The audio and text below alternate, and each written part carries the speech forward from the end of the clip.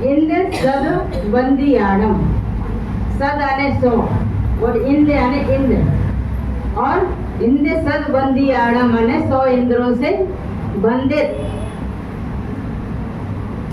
और आगे तिरुवन हित मधुर विशद वक्काणम, जिनके वचन, वक्काणम माने वचन, बहुवचन है ये वचन, कैसे हैं? हित, मित्र, प्रिय और विशद।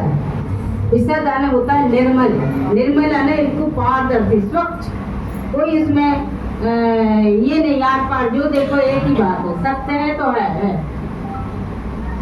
अंतातीत गुणाणम, अने अनंता अनंत अनंता अनंत, जिसका कोई पार नहीं, इतने गुणों के वो उनमें गुण हैं। अंतातीत गुणाणम, जिस गुणों का जिनका पार ही नहीं, ऐसे गुणों के धारी हो। और जिद भवाणम नमो जिणाणम, जिद भवाणम, यहाँ जिद शब्द आया है, सुनिएगा सभी लोग, जिद शब्द आया है। जिद का शब्द क्या है? जिद का अर्थ क्या है? जीतना। तो हमारे तीर्थंकर भगवंत नमो जड़ाणम, अन्य उन जिनेंद्रों को नमस्कार जिन्होंने जिद भवाणम, भवों को जीत लिया। भवों को आने पूरे जन्म मरण होना ही नहीं, भवों को जीत लिया। तो ऐसी जो जिद होती है, यदि हम ऐसी जिद करते हैं तो हमारे कल्याण की, हमारे आत्म कल्याण की जिद है वो। अब हमने जिद को दूसरे अर्थों में ले लिया, परंतु जिद भवाणम, यदि हमारी जिद ऐसी है कि शंकरों के सामने बैठ के हम जिद करें कि मुझे भी वही भवों का नाश करना है, हर हाल में करना, और जब तक नहीं कर पाऊंगी जब तक मैं आपको परेशान, प्रार्थना आपसे करती रहूंगी, करते रहेंगे या जो भी। तो जिसका मतलब जीतना होता है। हम लोग मतलब व्यवहार में कहने लगे कि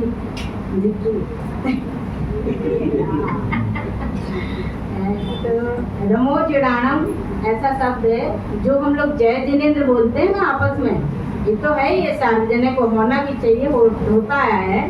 नमो चिड़ाणम कहने से क्या होता है? वही अर्थ है उसका कि जिनेंद्रों को हम नमस्कार कर रहे हैं। और नमो चिड़ाणम कह के हम लोग ना अपनी प्राकृत भाषा, प्राकृत भाषा, संस्कृत नहीं, प्राकृत जो हमारी आगमों की भाषा है, प्राकृत भाषा, उसको भी हम लोग बराबर बोल सकते हैं। हम लोग फोनों पर जय जिनेंद्र करते हैं, करते रहिए, जय जिनेंद्र छोड़ने की बात नहीं कर रही, वो भी वही है।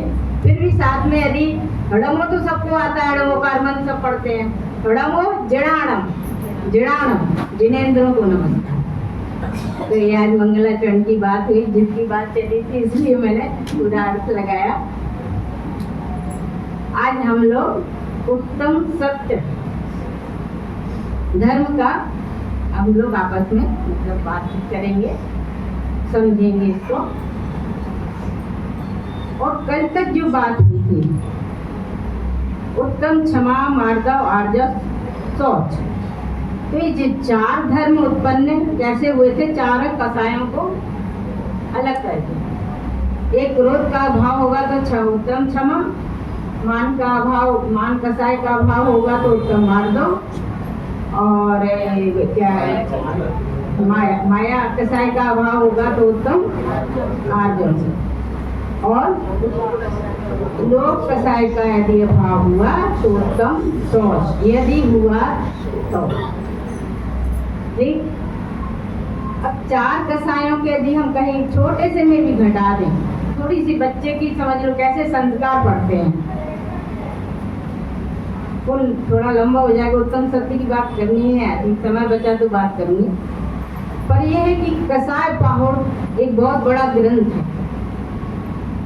आचार्य गुणभद्राचार्य का, गुणभद्रा गुणधर, तो उनका जो कसाय पाहुड़, उसका नाम ही है कसाय पाहुड़। उसमें इतने अपन लोग तो क्रोध, मान, माया, लोभ 4 और एक का 4 भाग करते हैं, अनंतानुबंधु, प्रत्यक्षान और संजनन, तो 4 16 और 9 वो कसाय 9 हास्य रति रति इत्यादि, तो 25 कसायों तक हम लोग सुन लेते हैं। परंतु उसमें एक नई कसाय पढ़ी कि एक आदेश कसाय, उसका नाम ये है, सब लोग नया आदेश कसाय।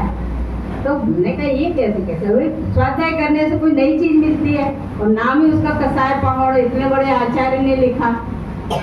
तो उसमें उन्होंने आदेश कसाय का मतलब बताया कि हम देखिए चित्रों से चरित्र बनते हैं। आप अपने घर में किस तरह के चित्र रखते हैं, उनसे घर के व्यक्तियों का चरित्र पता लगता है। या आप किस तरह के चित्र पसंद करते हैं, उससे हमारा व्यक्तित्व या हमारी लेसिया पता लगता है।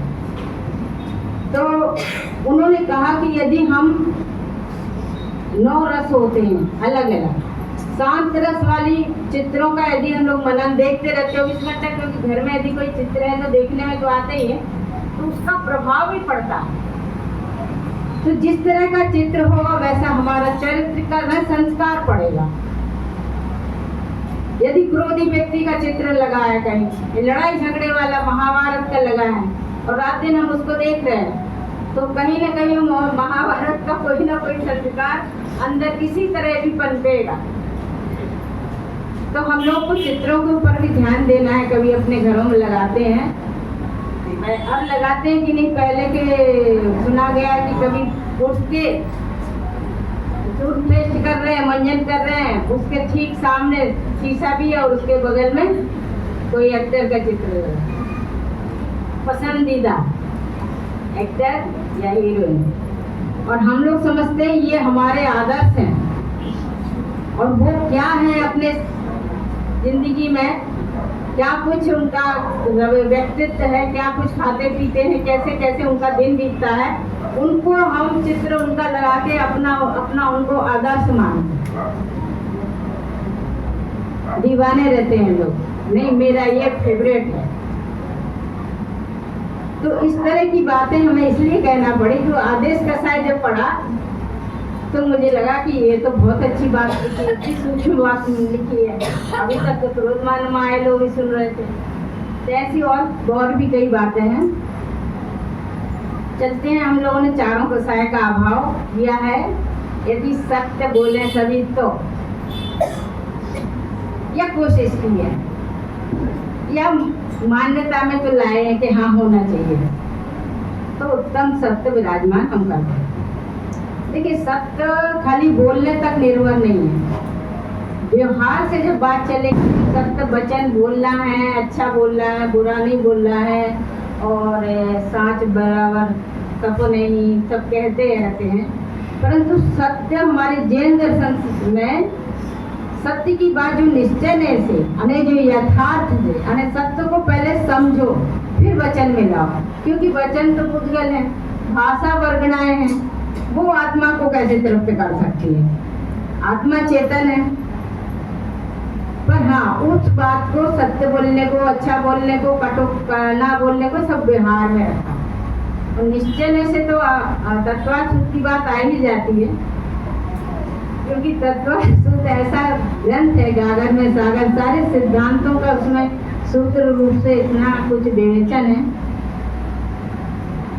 उसमें कहा गया है, 6ठे अध्याय में है, मेरे ख्याल से 29-30वां सूत्र है,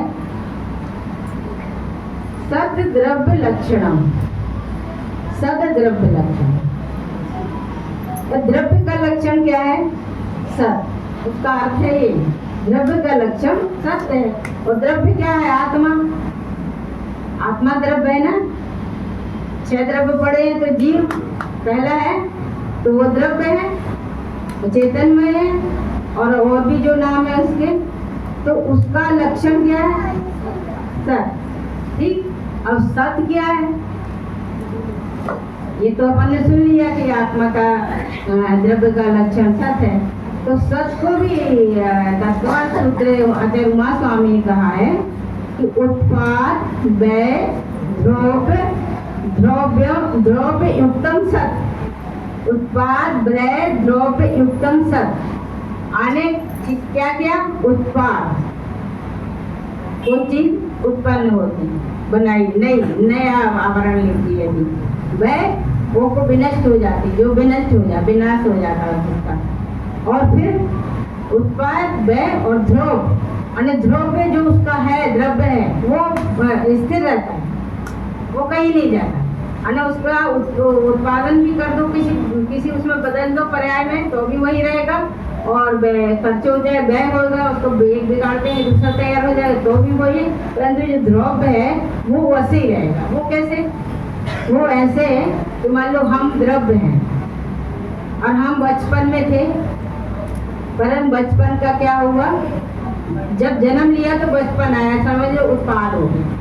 फिर जब हम किशोर या प्रौढ़ावस्था में आए तो उसका व्यय हो गया। किसका? बचपन का हो गया। और फिर इसका व्यय के बाद हम कहाँ आए? बुढ़ापा भी आए, तो समझ लो इसका भी व्यय हो गया। परंतु हम जो थे तो वही है, जब जन्म लिया था और जब मृत्यु तक, अने वो हम स्थिर है, वही है, वही आत्मा है सबकी, सबका अपना अपना। इसी तरह आचार्य समंत्र भद्रे ने बहुत अच्छे से समझाया है। घटमौली स्वर्णार्थी नाशोपाद स्थिति वयम सो प्रमोदम माध्यस्थम जना हेतु सही। तो उन्होंने ये कहा, स्वर्ण मुकुट को, सोने को बुला के कहा कि सोना जो है द्रव्य है, और उसको चाहे आप उसका विनाश करके हार बना दो, चाहे उसका मुकुट बना दो, मुकुट वाला खुश हो जाएगा। तो प्रमोदम कहा ना आगे, अने जिसको हार मुकुट चाहिए और मुकुट बन रहा है तो खुश हो जाएगा, तो जिसको मुकुट चाहिए नहीं, उसको आभूषण चाहिए, तो वो दुखी हो जाएगा। और जो बनाने वाला है या जिसका वो सोना है वो खुश है, क्योंकि मेरा सोना ज्यों कहते हैं। तो कहानी के हिसाब से बनाते हैं। मान लो राजा है और राजकुमार है, राजकुमारी है, राजकुमार को मुकुट चाहिए, राजकुमारी को आभूषण चाहिए, और राजा खुश है, वो चाहे आभूषण बन जाए चाहे मुकुट बन जाए, हमारा सोना ज्यों कहते हैं। उसी तरह हमारा द्रव्य ज्यों कहते हैं, तो सब कहीं नहीं जाता। ये हमारा निश्चय है सब। तो सत्य धर्म को जब हम समझेंगे ना, तो वचन व्यवहार में भी जो सत्यता आती है वहीं से आती है। वचन व्यवहार में भी जब सत्यता आएगी तो भी वहीं से आती है। तो अभी हम पूजा की लाइन शुरू करें कहीं से। कटुक वचन मत बोल, पर निंदा अरु झूठ कर। अब कटुक वचन सभी को पता है, जो अच्छे नहीं लगते, कड़े होते हैं। यदि कभी कभी सच्चाई भी कड़वी होती है, और ज्यादा ही कड़वी होती है सच्चा कहने में, खराब कहने में। तो कटुक वचन मत बोल, पर निंदा अरु झूठ कर। सांच जवाहर खोल, सत्यवादी जग में सुखी। तो कटु की बात करें तो एक कहते हैं यदि सच्चा भी है और कटु है, पर उसको कैसे प्रस्तुत किया जाए, तो उसकी भी एक युक्ति होती है। कि एक राजा था, वो एक आंख नहीं थी। अब उसको उन्होंने अपनी घोषणा कर दी कि हमारा कोई अच्छे से अच्छा चित्र बनाए तो मैं उसको बढ़िया से बढ़िया इनाम दूंगी। कितने चित्रकार आए, कैसे बनाऊंगी, तो एक आंख नहीं है इसकी, तो सुंदर चित्र कैसे होएगा। तो कोई एक ऐसा चित्रकार आया, उसने कहा मैं आपका बहुत अच्छा चित्र बनाऊंगा। कई लोग दिखाए भी, बना के नहीं पसंद आया, तो उन्होंने उस राजा को धनुष बाण चलाते हुए देखा। तो धनुष बाण जब चलता है एक आंख, तो वो जो कटुक बात थी उसको प्रस्तुति उसने कितनी अच्छी दी और राजा खुश हो गया, बात वही रही। तो ये कटुक कभी कभी सत्य भी कटु होता है, तो उसको प्रस्तुति को यदि किसी का अहित हो रहा है तो उसकी प्रस्तुति उस तरह से करना चाहिए, ऐसे वचन बोल के जैसे कोई अंधे को अंधा कहे। कोई अंधा है और उसको कहो अंधा, तो अच्छा लगेगा उसको, क्योंकि वो है तो सही, सत्य बात तो वही है, सत्य तो वही है, पर वो उसको फिर भी अच्छा नहीं लगेगा ना। और अंधे को अंधा कहो, तुरंत पड़े टूट पड़ेगा है ना। सच्ची बात भी सुन के टूटे ही पड़ेगा। तो क्या कहते हो उनको? अंधे से अंधा कहो, तुरंत पड़े टूट, और धीरे धीरे पूछ लो कैसे गई थी भूख। प्रेम प्यार से उसके पास बैठो, धीरे धीरे बात करो कि भाई ये आंखों की जन्म से है, कि कभी कोई घटना हो गई थी, कि कोई जो भी एक्सीडेंट हो गया था, ये कैसे हो गया, तो वो पूरी कहानी बता देगा और बहुत प्रेम से बताएगा।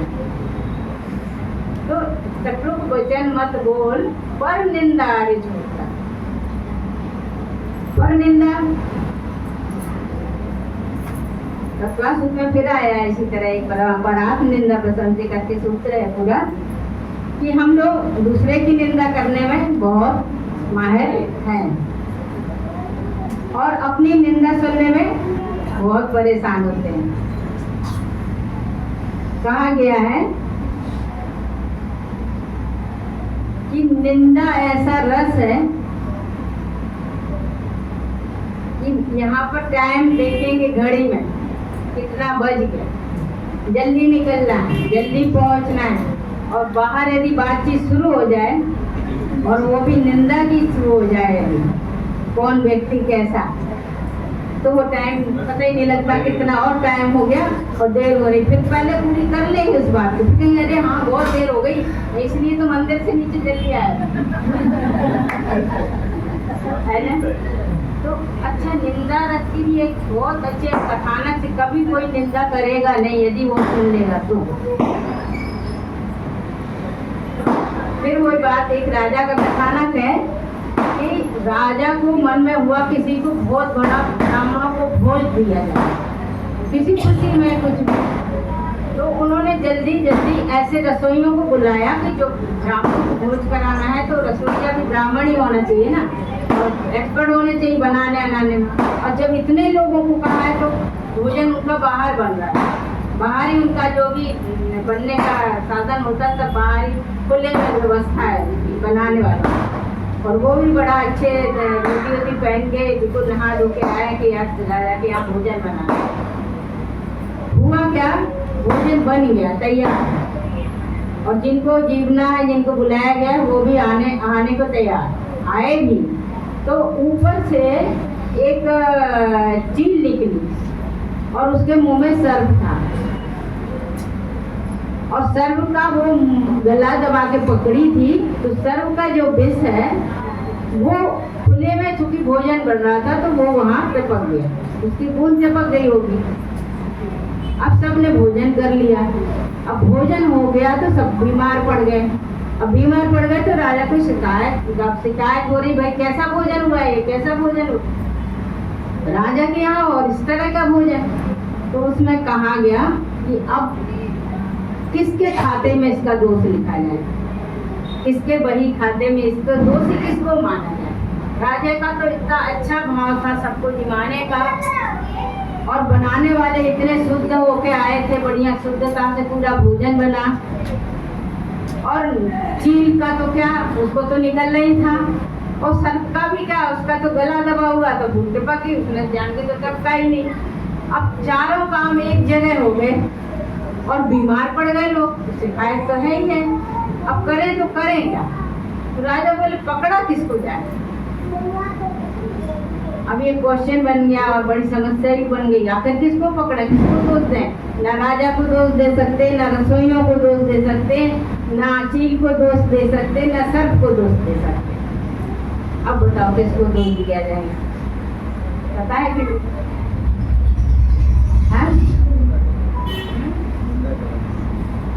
तो क्या हुआ कि अगले दिन, अब देखो उसका समाचार तो फैल ही गया पूरा राज्य में और चर्चाएं खूब हुई।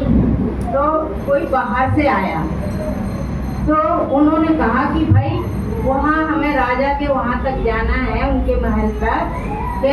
तो किसी से पूछ लिया कि हमें वहाँ तक जाना है, उसका रास्ता बता दो। तो कहाँ जाना है, कि उस राजा के पास जाना है जिन्होंने इतने ब्राह्मणों को बीमार कर।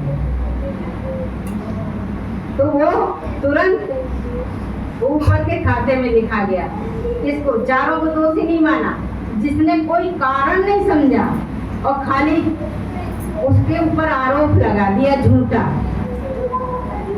आरोप लगाया, राजा के ऊपर लगाया कि उनके यहाँ जाना है जिन्होंने इतने ब्राह्मणों को विषाक्त भोजन खिला के बीमार कर दिया और अच्छा खासा निमंत्रण देके बुलाया और बीमार कर दिया।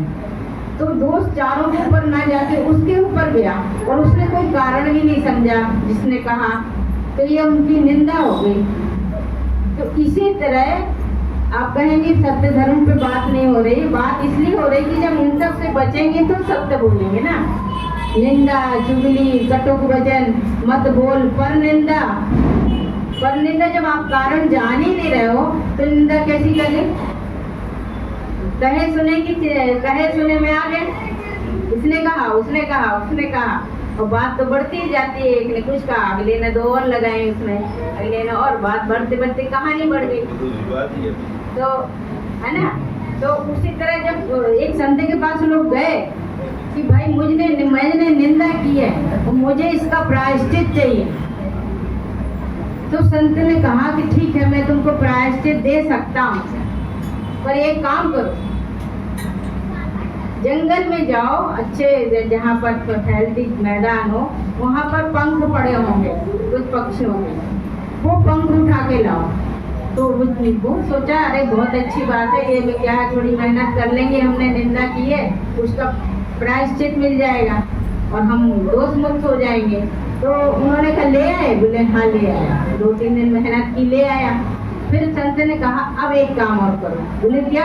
बोले ये जाओ किसी पर्वत पर ऊंचाई पर खड़े हो जाना, वहां से एक एक पंख चारों दिशाओं में फैला दें, एक जगह नहीं, चारों दिशा में फेंकते जाना, फेंकते जाना। उसने गिनती बता दी होगी कुछ, इतने फेंकते जाना। बोले हाँ मैं प्रायश्चित मिल जाएगा मुझको, मैं अपनी निंदा वाले चुगली वाले से दोष से मुक्त हो जाऊंगा। बोले हाँ बिल्कुल हो जाओगे, कहते तो जाओ जो मैं कह रहा हूँ। वो फेंक आया एक पर्वत पे खड़े हो गए, सबसे ज्यादा पर्वत पे खड़े हुआ, बोले और अच्छा प्रायश्चित मिलेगा जल्दी। उसने फेंक दिए चारों तरफ। अब फिर आया, बोलो अब क्या करना संत जी, अब दे दो प्रायश्चित।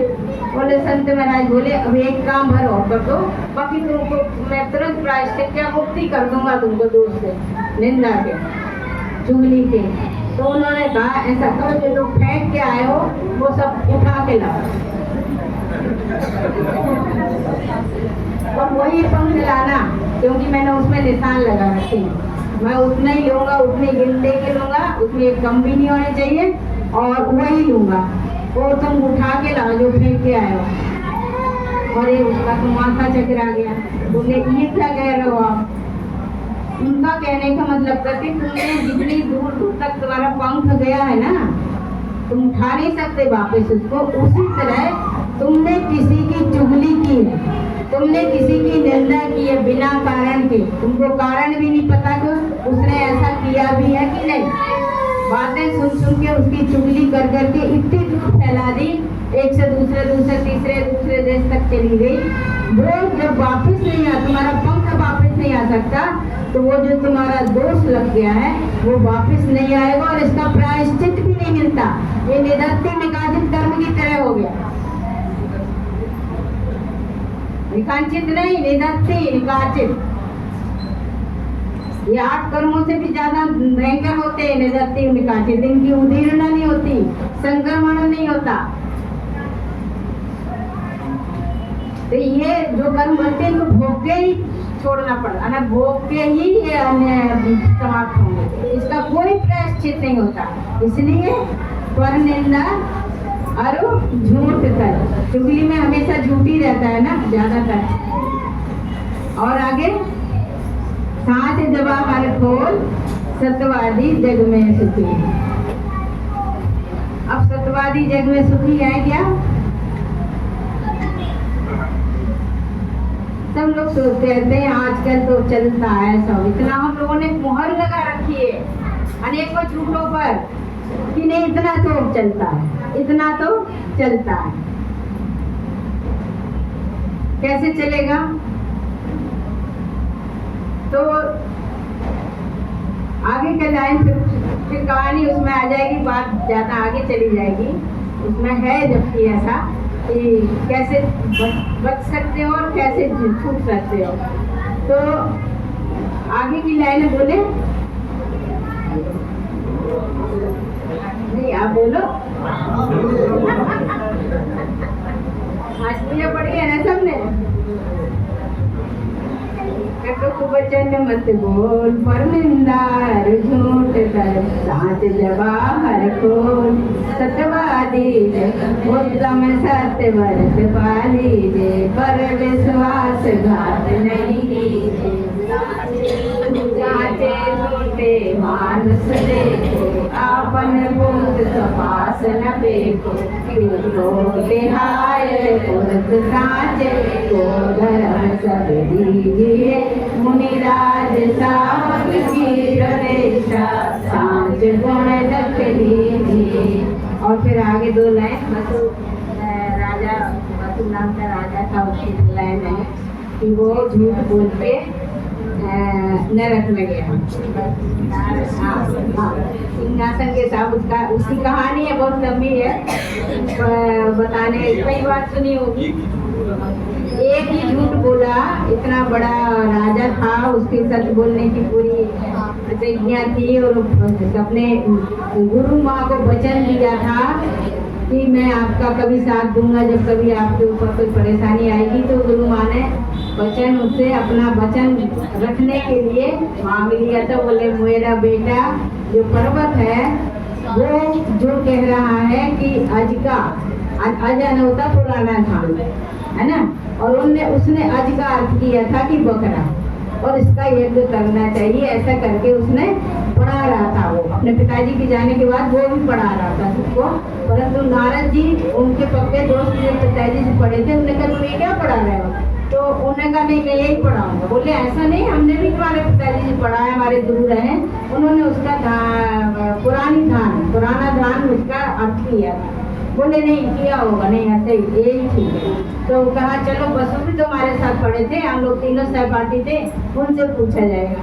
तो पर्वत ये इसकी गुरु माँ को, पर्वत की माँ को ध्यान आ गया कि मैंने कभी उसकी गलती माफ करवाई थी गुरु जी से, तो हम अपना वचन पूरा करवाएंगे। तो जाके उसने बसु राजा से कहा कि नहीं, आपको तुमको जो मेरा पुत्र कहेगा वही कहे, सच्चाई कुछ भी हो, पर तुमको हमारा वचन, कभी किसी को वचन नहीं देना चाहिए। यदि वचन भी दो तो तुरंत क्या चाहिए तुमको, अभी बोलो, बात की जरूरत नहीं। बात की जरूरत में कितने बड़े बड़े इतिहास सबको पता है। दशरथ से वचन लिया था उनकी रानी ने, तो रामचंद्र जी को वनवास हुआ। और भी ऐसे कितने वचन आए सामने जो कई बाद में मांग लेंगे जरूरत है। इतिहास से हमेशा सीख लेना चाहिए। कभी वचन देके दो, वरदान दो, पर का तुरंत बोलो क्या चाहिए, आज बोलो, आज ही देंगे, कल के लिए नहीं, कोई दुरुपयोग ना करे उसका, इस तरह की। तो पर वो क्या था, पूरी वो हो गई अपनी ये। इसमें कहा गया है कि सुपास लपेटो, आता सुपास लपेटो। अब कभी कभी विश्वासघात इतना खराब होता है, खराब तो होता ही है विश्वासघात, परंतु विश्वासघात से मित्रता तो पहले ही जाती है। और आपस में विश्वास एक दूसरे का यदि खो दो, तो व्यापार में भी आप लोग विश्वास पे ही काम करते हो, जिससे भी कभी माल जो भी लेन देन होता होगा, और आपस में दूसरे जगह भी विश्वास पे काम चलता है। पर विश्वासघात यदि होता है तो वो आत्मघात के बराबर होता है। ऐसा तो अब हम आते हैं सत्य वचन पर। ये तो शुरुआत में देखो, सत्य यथार्थ क्या है, जैन दर्शन का मौलिक जो सिद्धांत था वो हम लोगों ने बोला। अनेकांत सिद्धांत से भी सत्य को समझा जा सकता है। 6 अंधों की एक कहानी आती, सबको मालूम है कि हाथी को सबने अंधों ने पकड़ा था, जन्मांध है। ऐसे नहीं जो कुछ आता है उसमें कि जन्मांध है। जन्मांध जो लोग थे जन्म से, जिन्होंने कभी देखा ही नहीं था, उन्होंने जैसे जैसे उसका एक एक अंग पकड़ा और उसकी तरह कहानी हाथी ऐसा होता है ऐसा होता है। तो किसी आंख वाले ने कहा देखो तुम लोग कह तो सही रहे हो, पर पूरा सत्य नहीं बोल रहे हैं।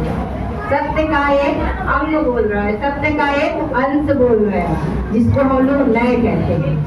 प्रमाण नए अधिगमा, तत्व का सूत्र है कि प्रमाण और नयों से तत्व को जाना जाता है, ज्ञान होता है। तो प्रमाण होता है पूरा संपूर्ण, जैसे संपूर्ण हाथी है तो प्रमाण है, और उसका एक एक अंग करके बोला गया तो वो नए कहलाएगा, एक एक अंग। इसलिए हम लोग जो है वो सत्य संपूर्ण, कभी सत्य की मूर्ति नहीं बना सकते। सत्य की मूर्ति देखिए आपने, सत्य की मूर्ति इसलिए नहीं बना करती कि सत्य इतना विशाल है कि सबसे यदि मूर्ति बनाओगे तो खंडित हो जाएगा। अखंडित है सत्य, और सत्य के अनेक प्रयोग हमारे महात्माओं ने किए, महात्मा गांधी ने किए। ज़्यादा फेमस है महात्मा गांधी सत्य के लिए, अहिंसा के लिए, और भी कई महापुरुषों ने सत्य के प्रयोग किए। एक हुए हैं श्रीमद राजचंद्र, सबने नाम सुना होगा, गुजरात से। तो वो हीरे जवाहरात की व्यापारी व्यवसाय था उनका, और उनके पास कोई ग्राहक जो आया वो एक दिन पहले उनसे जो भी नक्की कर गया अपना लेन देन कि हम आपसे इतना हीरा है जवाहर जो भी लेंगे, पैसा की बात बाद में देने को कहा, और कहा कि अच्छा हम आते हैं फिर आपसे ये हमारा हो गया, तय हो गया सौदा, आप रखिए फिर लेंगे। तो वापस जब आने को हो रहा उसके बाद वो दाम बढ़ गया, उसका मूल्य बढ़ गया। तो वो बहुत घबराया, कह रहे कल ही दे आया होता तो हम बच जाते और हमारा पैसा भी बचता, फिर आगे हमको लाभ भी होता, हम इतने में बेचते। तो वहाँ गया तो श्रीमद राजचंद्र ने कहा घबराओ मत, मैं वचन का पक्का हूँ, तुम्हारा कल जो सौदा हुआ था, हमें विश्वास देखिए, जो कल तुम्हारा सौदा हुआ था जिस तरह के हुआ था वही तुमको देना है।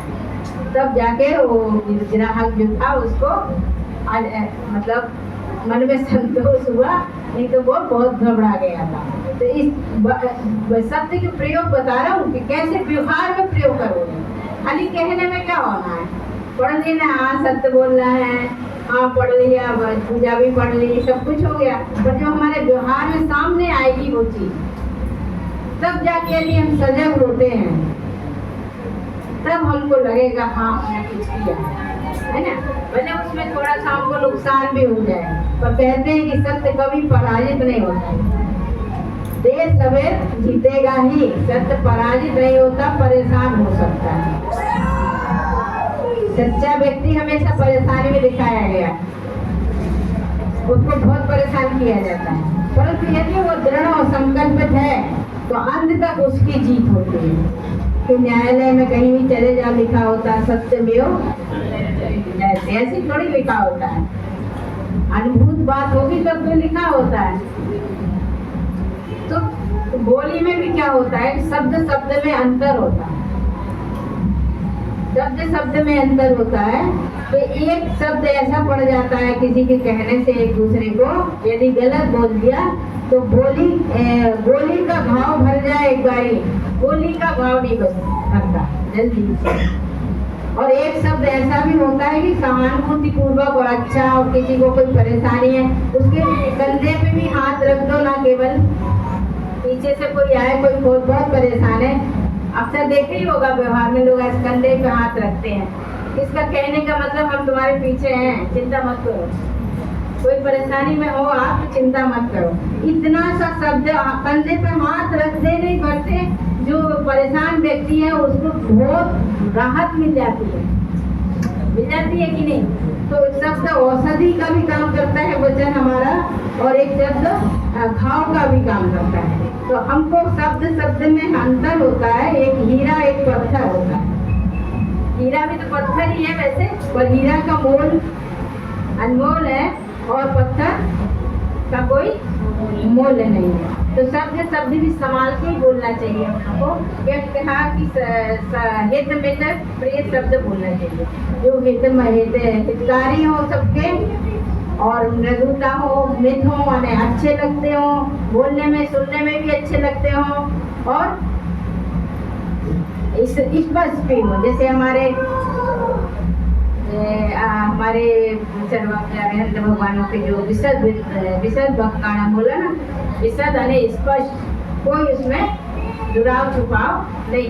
जब दुराव छुपाव नहीं रहेगा तो सत्य, परंतु कभी कभी सत्य के कारण परेशान। देखो अब एक कथानक सच्ची सुनाती हूँ, हालांकि मैं हमारे बड़े बेटे हैं उन्होंने सुनाया था, उनके साथ जो हुआ।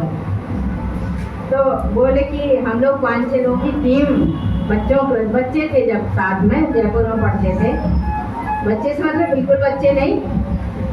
तो बोले हम लोग भी 5 बच्चों की टीम, 6 बच्चों की जितनी भी वो टीम जा रही थी अष्टांग में, कहीं भी जा रही थी अष्टांग का पर्व पे विधान करने की। तो बोले हम लोग का सबका रिजर्वेशन था। उसमें अंत तक निकलते निकलते एक बच्चे को बुखार हो गया, तो वो नहीं जा सकता। तो कहा टिकट तो इतनी है कि इसकी जगह में इसको रख लो, एक को दूसरे को रख दिया। अब वहाँ जब ट्रेन में लेटे अपनी अपनी सीट पे सब लेट गए, तो जो नया आया था जिसकी टिकट मतलब जिसके नाम की नहीं पूछी गई, खाली वो दूसरे की जगह पे आया था, तो नीचे की सीट पर तो इन लोगों ने जो कहा 2-5 लोग सो गए। बोले सुनो वो आएगा जो टिकट परीक्षक टीवी क्या कहते हैं, तो उससे कह देना कि हाँ इतनी टिकट है, 6 हैं हम लोग, 6 लोग हैं, इतना ही कहना, बस इतना ही कहना। अब वो बच्चा जो था जो नया बन के आया था वो तुरंत आया था पढ़ने के लिए, तो जरा बोला। अब आज के जमाने का नहीं समझ लो, जैसे तो समझ रहते समझ आएगा। ये कहो कि पहले सस्ता कि अब सस्ता। तो उसको जब पूछा गया तो वो क्या कहानी सुनाता है उसको टिकट परीक्षा को कि ऐसा है, हम लोग जो 5-6 लोग हैं ना, सबका टिकट था और उसमें एक बच्चा बीमार हो गया और उसकी जगह पे हम उस पे आ गए। अब बताओ इस सच का क्या होगा?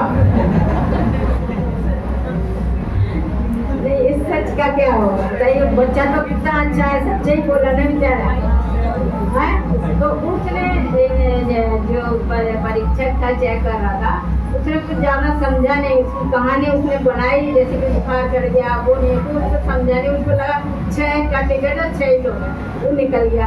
ये लोग क्यों नीचे ऊपर की सीट पे सुन रहे थे तो वो सब, और जब वो चला गया तो सब उसको पकड़े का मतलब क्या, तुम क्या कह रहे थे, तुम क्या कह रहे थे, तुम तो बोलो ठीक तो ही कह रहा बोले तुम्हारे ठीक कहने में अगर उतार दिया नीचे उतार दिया जाता।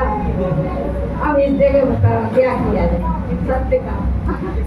तो कहने का मतलब है कि कभी जो तो उसने तो सही बात बोली, देखो उसका सामने का रीजन मत देखो, सामने का फल मत देखो, उसको क्या होता, पर उसका अंदर की सच्चाई थी। उसने क्या, हाँ वो बात लगे कि वो कहानी उतनी पूरी न बता के चुप रहता है, तो उसने पूरी कहानी बता दी और तूने तो सच्चाई तो। अब उसको जबरदस्ती सब लोग डांट रहे हैं और बोले अगली बार से तेरे को सजा मिलेगी, लाएंगे नहीं साथ तो कभी कभी ऐसा भी बन जाता है। तो सत्य की बात हम लोग जब करते हैं तो हम लोगों को अपने जीवन में कभी शाम को प्रतिक्रमण भी करें ना, तो लिखा लिखाया प्रतिक्रमण पढ़ने से अच्छा है, पढ़ते रहो। लिखा लिखाया तो उसमें लिखा है, सब कुछ लिखा है, टोटल लिखा है। जो नहीं भी करते हो तो अभी लिखा है, उसकी हम माफी मांगते हो। तो कभी प्रतिक्रमण करें तो कभी कभी ना सुबह से शाम तक हमने क्या किया, हम कहाँ थोड़े फिसल गए, अनेक कहाँ चूक गए, कहाँ जरूरत भी नहीं थी झूठ बोलने की। पहले से कल्पना में रखी जब वो ऐसा कहेगा तो हम ऐसा कह देंगे। किसी की बात चीज नहीं पहुंचा पाए तो अरे वो पूछने आएगा, नहीं ऐसा करके हम ऐसे कह देंगे। ठीक है, कल्पना में भी हम लोग झूठ बोल देते हैं, जबकि वो स्थिति बन ही नहीं पाती, वो स्थिति भी नहीं बन पाती। तो लगता है अरे झूठे ही हम काका सोच के बैठे थे, है ऐसा भी नहीं बनता। तो और मोबाइल देखो, मोबाइल ना पूरा दुनिया मुट्ठी में है सबके, मोबाइल के कारण। वो ऐसी चीज है कि क्या कुछ चाहिए आपको, धर्म चाहिए, प्रवचन चाहिए, गाना चाहिए, मनोरंजन चाहिए, और बड़े बड़े विद्वानों के पंडितों के प्रवचन सुनना है तो एक एक करके सीरीज वाइज पूरे आज कल तक जो सुना था, कितनी बड़ी सुविधा। कभी कभी लगता है पहले कि नहीं प्रवचन सुनने गए तो आप क्या कहाँ हो, अब तो लो अभी सुनो, अभी इसमें मौजूद है। या पूजा हो रही, कहीं विधान हो रहा, कहीं गोष्ठी हो रही, कहीं विद्वान बोल रहे हैं, कहीं महाराज बोल रहे हैं, सब जान रहे हैं, कहने की जरूरत नहीं है। परंतु उसमें और भी बहुत कुछ है, धर्म है तो कर्म भी है। है ना। वो हमारे ऊपर है कि हमको क्या यूज करना है उसमें से। तो वो भी एक संसार है पूरा। तो जैसे हम संसार में रह रहे हैं तो हमारा मोबाइल भी एक संसार है। अब संसार में हम भी घर से निकले, हमें कहाँ जाना है, मंदिर तक आना है तो हम मंदिर तक आए, हमें और कहीं आगे जाना होता तो वो हमारे ऊपर है कि हम किसको क्या सोच सकते हैं, क्या करना चाहिए, ये हमारे ऊपर है। चाहे कहीं बाजार में जाओ, आपको क्या सामान चाहिए आप उस जगह जाओगे। अच्छा चाहिए, सस्ता चाहिए, महंगा चाहिए, और सोना चाहिए तो स्वर्णकार की दुकान पे जाओगे, हीरा चाहिए तो डायमंड चाहिए तो ऊँट की दुकान पर जाओगे। ये सब हम हमारे ऊपर। तो मोबाइल भी ऐसा ही है, परंतु कहीं ना कहीं हम उसमें वो यूज नहीं करते जो हमारे धर्म के साथ है, हमारे कर्म को निर्जरा करने वाला है, उसको यूज ना करके हम उसमें कई चीज़ें ऐसी यूज कर जाते हैं कि आज का जो धर्म है वो उसमें बिल्कुल नहीं बैठता। झूठ पे झूठ देती, मोबाइल में सबसे ज़्यादा लोग बोलते हैं। घर से निकले नहीं, आगे आप में से कौन रास्ते में हो, नहीं ऐसे कई मतलब एक छोटा सा हो गया। नहीं ऐसा नहीं कि हाँ सबके लिए कह रहे हैं, हम भी शामिल है, सब लोग अपना पर चेक करें हम लोग शाम तक कि कहीं अनावश्यक बोला गया है, कहीं बहुत जरूरत में बोला गया। कभी डायरी में लिखें या चेक करें प्रतिक्रमण 5 मिनट सोते सोते भी सोचें कि आज क्या कुछ हुआ सुबह से शाम तक, तो वो आपका प्रतिक्रमण हो जाएगा। खाली एक सच झूठ के लिए नहीं, और भी कई बातों के लिए, किसको सॉरी बोला नहीं, किसको क्षमा किया नहीं, कहाँ हम मानी बन गए, कहाँ हम मायावी बन गए, कहाँ हमने छल कपट कर लिया। इस सब चीज़ का खुद का चेक करने का है, और वो हमारा प्रतिक्रमण हो सकता है। क्योंकि वो यदि ध्यान में आ जाता है तो आगे हम थोड़ा सजग तो हो ही जाते हैं। अरे बाप रे, आज इतना 50 झूठ हो गया, 5 का काम है, 5 में ही काम चल सकता था, और 50 हो गया, वो भी बिना मतलब के, बिना निष्प्रयोजन। जैसे अनर्थ दंड व्रत होता है ना, निष्प्रयोजन। अनंत दंड करते ना, वो निष्प्रयोजन पत्ता तोड़ रहे हैं, निष्प्रयोजन कुछ भी कर रहे हैं, जिसको उसमें हमारा कोई मतलब नहीं है, प्रयोग भी नहीं करना है। तो इस तरह के हम लोग सत्य के प्रयोग अपने ऊपर अपनाएं, अपने ऊपर, खुद के ऊपर अपनाएं, अपना कोई झूठ कम करें। ये वचन व्यवहार की बात हो रही है, वचन व्यवहार की बात हो रही है आपस में। तो जो कहते हैं ना कि ये एक दिन मानव और मनुष्य और परछाई का संवाद हुआ। परछाई ने मनुष्य से कहा, परछाई जानते हैं ना सब लोग,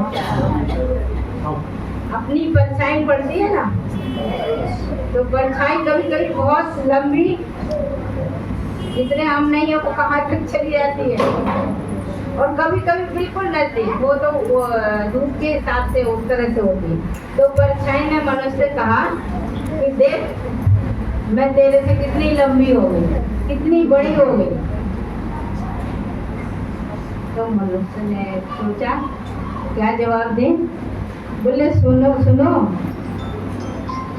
सत्य और असत्य में यही अंतर होता है कि जो सत्य रहता है वो जैसा है वैसा ही रहता है, और जो असत्य होता है वो छोटा बड़ा घटता बढ़ता रहता है। तो वो झूठ बोलने का क्या, कुछ भी बोल लो, सोचना भी नहीं, कोई जिम्मेवार। सच बोलने की जिम्मेवारी होती है, जिम्मेवार व्यक्ति हमेशा सच का साथ देता है, और झूठ का क्या, कभी कुछ भी कह दो। इसलिए झूठ बोलने वाले को बाचाल कहा जाता है। और ये भी कहा जाता है कि ये तो कुछ भी कहता है, ऐसे नहीं कहते, अरे उसकी मत सुनिए, कुछ भी कहता है, आज कुछ कल कुछ, अभी कुछ कल कुछ, और ये एक शब्द और भी कह, अरे बकवास कहते ना। और जबकि जो सच बोलता है या सच का साथ देता है, जो सत्य धर्म का साथ देता है, खाली बोलने बताने के लिए सच झूठ की बात नहीं हो रही, जो तत्व को समझता है, जो तो जैसे कि जो तत्व समझ लेता है, वो सच का साथ देता है, क्योंकि उसको सत्य पता है। सत्य पता होता है तो सत्य, ये क्या कहते हैं, अभी हमारी कोई बात आ रही थी, मन में रह गई, वो बाहर बोलने वाली थी। तो आज सत्य की जो बात हो रही है उत्पाद ये सब लोग सूत्र में सब ये छोटे छोटे सूत्र हैं तत्व सूत्र के जितने भी हम रोज बोलते हैं थोड़े थोड़े निसंदेह व्रति। अरे हाँ, ये बात अभी ध्यान आ गई कि ये जो मूलाचार रखा है इसमें सत्य जो हम बात व्यवहार में लाते हैं, इसके 5वें अध्याय में 5वें अधिकार के 11वीं गाथा है, उसमें जो सत्य बोला गया है उसके सत्य के लक्षण बताए गए हैं, वो मैं एक गाथा पढ़ के सुनाती हूँ।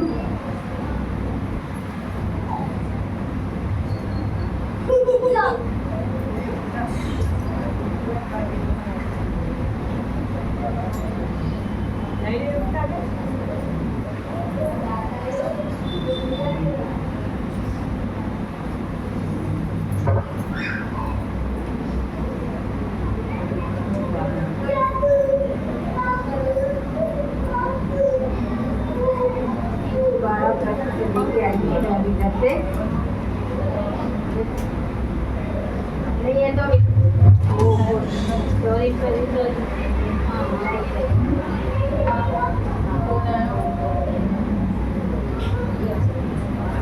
लिख के लाई थी मैं, वही बोल देती हूँ, नहीं तो मैंने सोचा शास्त्र से बोल दो।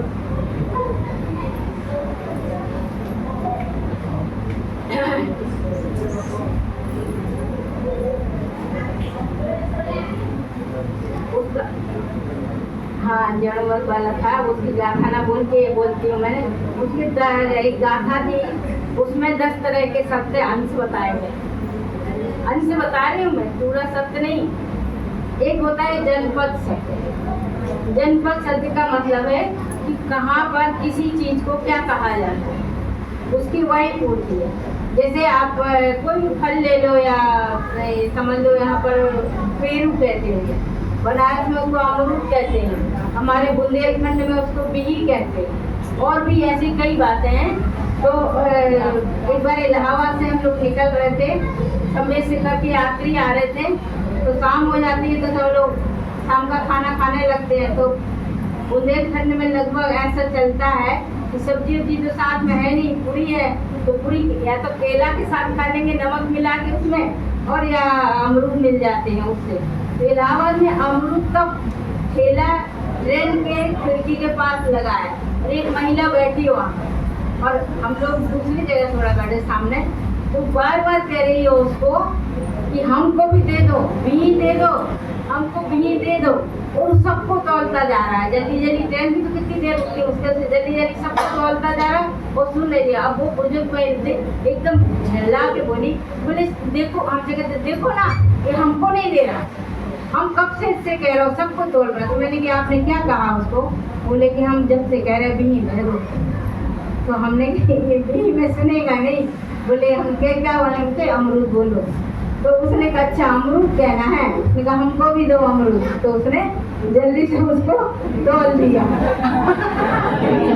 तो ये जनपद सत्य है, वो ना पेरू गलत है, ना अमरूद गलत है, ना बिही गलत है, वो जहाँ जैसा बोला जाता है उस बात पे ध्यान दिया जाता है।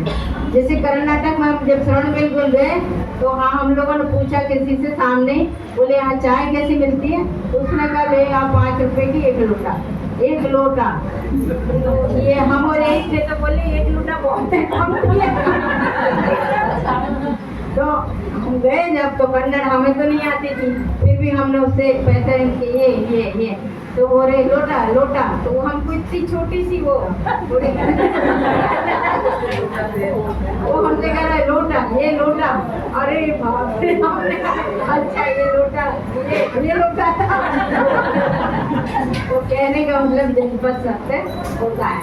एक होता है सम्मति सत्य, आचार्यों ने जिस जगह जिस शब्द को जिस अर्थ में कहा, शब्द कई एक से शब्द होते हैं कई, पर किस अर्थ में कहाँ पर कैसे आचार्य ने उसका अर्थ किया है उसको हमको समझना पड़ेगा। ये नहीं सोचोगे कि इसमें तो यही लिखा है, तो बोल के जरूर नहीं कि दूसरे शास्त्र में मेरे उसी अर्थ में आए, शब्द में ही आएगा, अर्थ कोई और भी लग सकता है। इस तरह से सम्मति शब्द होता है। दूसरा होता है स्थापना शब्द। तीसरा स्थापना शब्द सभी जानते हैं, हम लोग रोज भगवान की स्थापना करते हैं।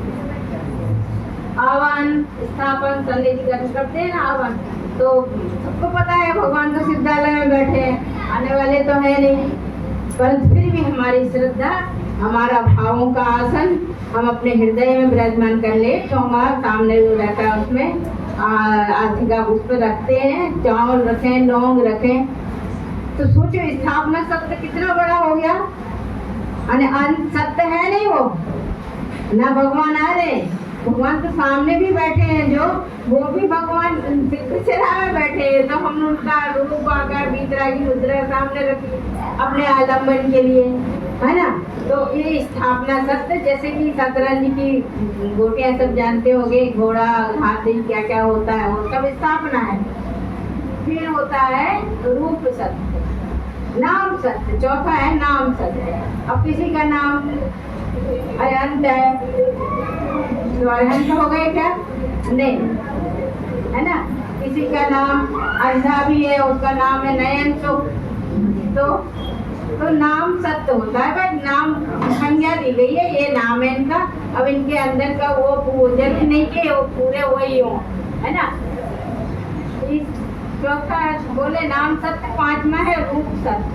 रूप सत्य किसी का भी अच्छा सुंदर मुखड़ा दे के चंद्रमा की उपमा दे देना, किसी और की उपमा दे देना, अरे ये तो वैसे लग रहा है। आजकल तो लोग दूसरे की उपमा देते हैं, माया नगरी वालों की, तुम कैसे लग रहे हो उनकी तरह है, इस तरह से देते हैं।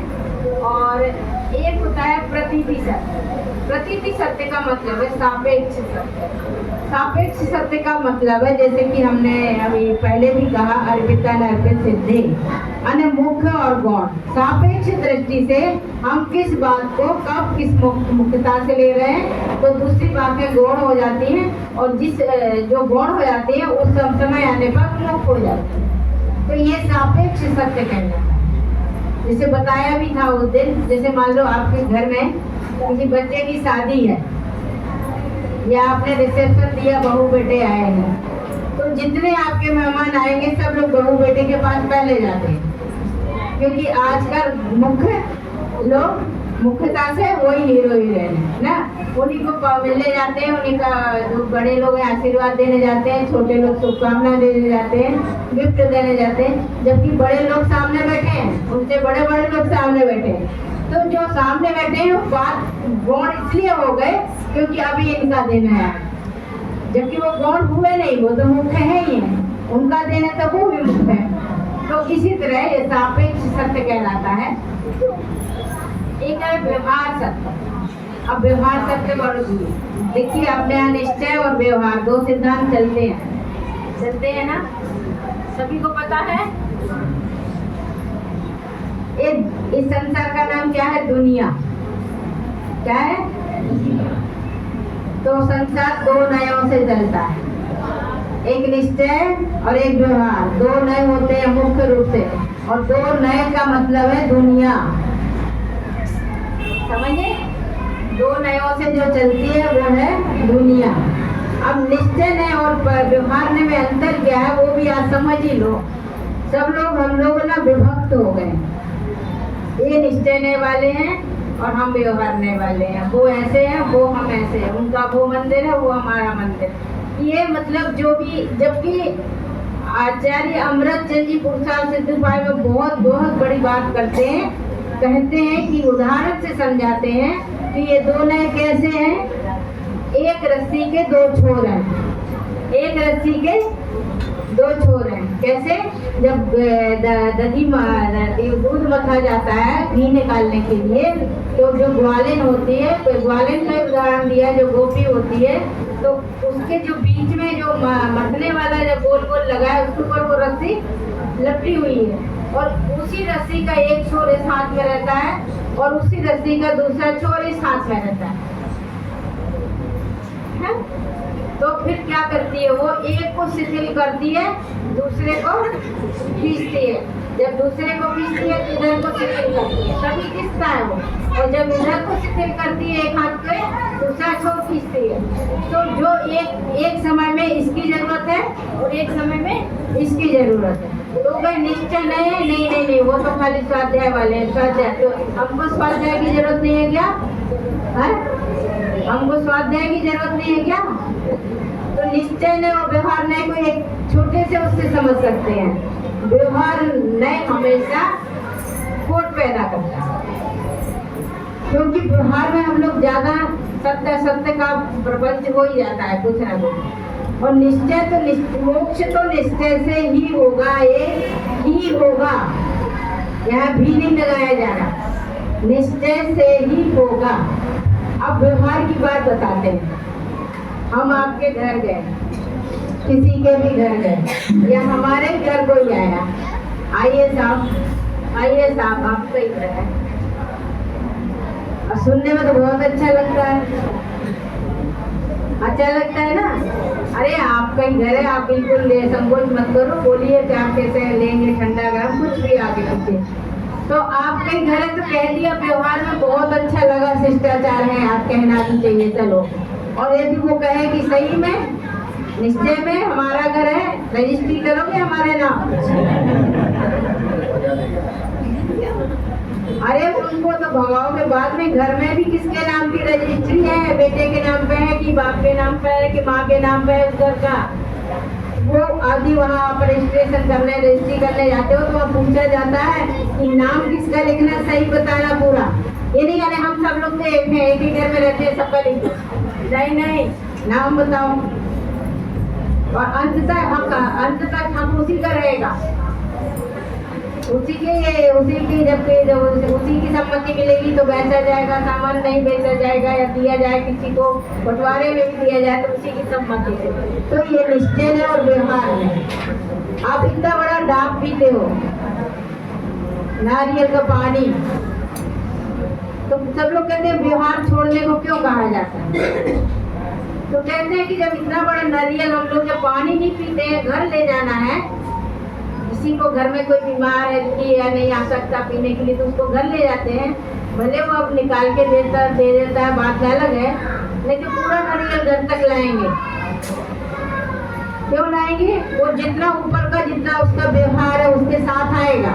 और ऐसे घर में उसका जो निश्चय है, पानी है, जो तत्व है, वो पिया नहीं कि वो व्यवहार फेंका नहीं।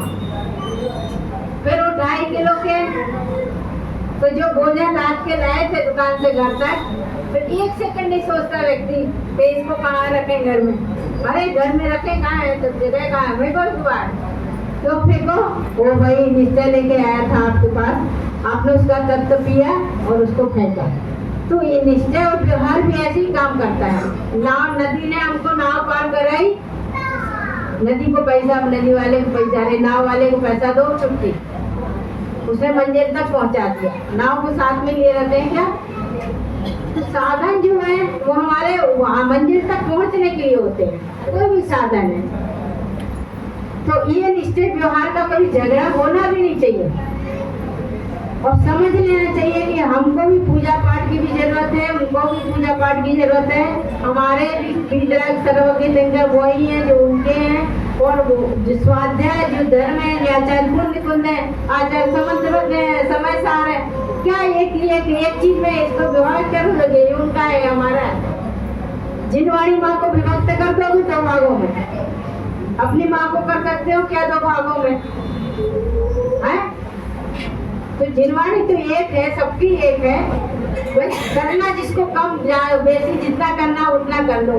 जिसका स्वाध्याय में मन लगता है स्वाध्याय करो, पूजा में मन लगता है पूजा भी करो, जाप में मन लगता है जाप करो, जिसमें जिसका ज्यादा मन लगता है वो करो, और जिसमें थोड़ा कम लगता है उसको आगे बढ़ाने की कोशिश करो। ये हमारा व्यवहार की बात चली तो मैंने बात बताई। एक है संभावना सत्य। संभावना सत्य ऐसे है कि मैं कुछ भी कर सकता हूँ। जैसे इंद्र है, इंद्र करा मैं तो समय पर्वत भी उठा दूं, पर वो उठाएगा नहीं ना, उठाने की चीज है। पर एक संभावना है कि मैं कुछ भी कर सकता हूँ। कोई भी और भी उदाहरण हो सकता है। एक होता है भाव सत्य। भाव सत्य है कि जो भाव निर्मल होते हैं, भावना भाव नाशनी होती है, तो भाव सत्य बहुत हमारी आत्मा के करीब होता है। जो अनुभूत होगा वो भाव सत्य है। और एक वो अनुभव सत्य, अनुभूत, जो चीज हमने अनुभव की है उसको यदि हम अच्छे से बोलेंगे तो वो सत्य की श्रेणी में आएगी। कई बार ऐसा भी होता है कि हमने जो अनुभव किया है उसको हम बताएं कैसे। जिसने गुड़ खाया उसी को मिठास की पता होता है स्वाद का, और बताने से बता नहीं सकता कोई कि नहीं ऐसा होता है ऐसा होता है। अरे तुम खा के देखो, वैसे पहले तो ही खा के देखो, तो तुमको जो लगे वही हम बताना चाह रहे हैं। तो उसी तरह हमारा ये भाव सत्य भी होता है, अनुभव सत्य होता है। इस तरह से 10 सत्य मुख्य रूप से होता है। वो भी किसके लिए? बात व्यवहार के लिए। जनपद सत्य के अंश है, सत्य पूरा नहीं है। सत्य तो वही है, उत्पाद है द्रव्य उत्तम सद्रव्य लक्षणम। तो हम उस सत्य के पास भी ये व्यवहार सत्य लेके भी फिर व्यवहार सत्य को भी कम करते हुए यथार्थ सत्य के पास जा सकते हैं। सत्य धर्म, सत्य उत्तम सत्य धर्म को अपनाना है। तो इसी तरह हम लोग अपना धीरे धीरे अपना व्यवहार भी, बात व्यवहार भी और सत्य रखें। आपस में वचन व्यवहार भी सत्य रखें, कटु वचन नहीं बोले, निंदा चुगली बिल्कुल न करें। नहीं तो प्रायश्चित की बिल्कुल 1000 पापों का प्रायश्चित है, परंतु निंदा रस का कोई प्रायश्चित नहीं है। ये निदत्ति निकाचित कर्म के अंतर्गत आ जाता है। वो कथानक आप सबने सुन लिया है। वो कथानक हमेशा दृष्टा केवल बात समझने के लिए होता है। तो किसने किससे क्या कहा वो बात है। कभी कहते हैं ना, जैसे अमय ने कहा, परछाई ने मनुष्य से कहा, मनुष्य ने परछाई बोलती है क्या? नहीं बोलती है, सत्य का बताने के नाम पर। तो इस तरह से हमारा उत्तम सत्य का, सत्य के प्रयोग भी हम लोग अपना अंदर करें। और दूसरे के सत्य पढ़ के गांधी जी की सत्य के प्रयोग इतनी बड़ी किताब है। तो कभी महापुरुषों की जीवनी पढ़ने के अपने में ये आता है कि अच्छा, इन्होंने इतनी कठिन परिस्थिति में भी उस बात को अपने उसमें रखा। और हम लोग परिस्थितियों में हमेशा मन स्थिति बदल जाती है, लगता है अरे चलो यहाँ तो काम निकाल लो, फिर उसी बात करें। जब परीक्षा तो तभी होती है जब कोई ऐसी स्थिति बनती है और हम अड़िग रहें अपनी बात पर। इसी बात को कह के हम अपनी बात समाप्त करते हैं।